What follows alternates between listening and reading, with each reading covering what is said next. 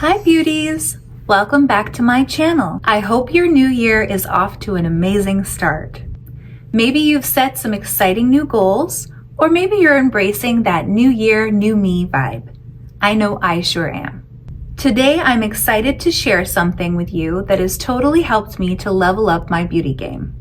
It's called the Yuka App. The Yuka App has been around since 2017. It was originally invented in France and created to help French shoppers be more healthy and mindful when they were at the grocery store.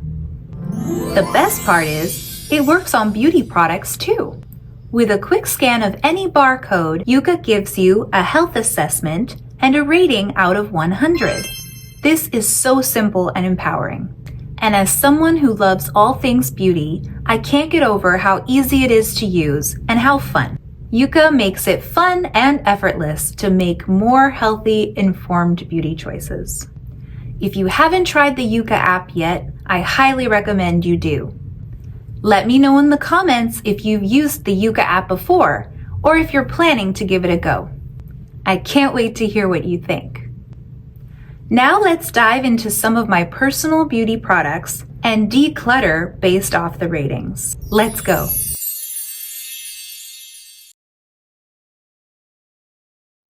Off the top, we have this Born to Glow bronzer and blush that comes in at 90%. Wow.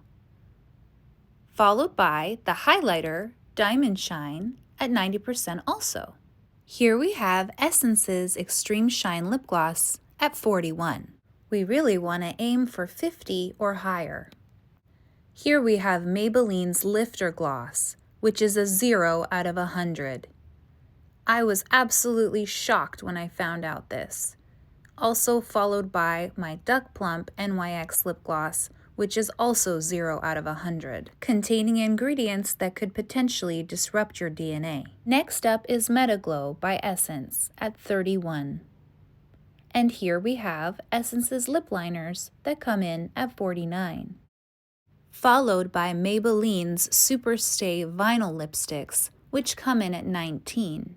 Here's Maybelline's Lifter Plumping Gloss, which was one of my favorite glosses and a huge disappointment, coming in at 0 out of 100 and contains dangerous nanoparticles. And here we have Essence's Hydra Lip Oil, which comes in at 39. I had added some Wilton's Edible Shimmer to it. Next, we have Dior's Sequin Lipstick at 55, which adds a really dazzling sparkling effect. This Fenty Heat Gloss comes in at 27. And Essence's Super Balm, which comes in at 43. Now on to the Burt's Bees Lip Gloss, which confused me. Initially, I got a rating of 93. And then later on, after purchasing, I scanned it again and got a rating of 45. Yuka has explained on their website that this could be due to updated ingredients lists. Here we have Essence's Baby Got Blush that comes in at 42.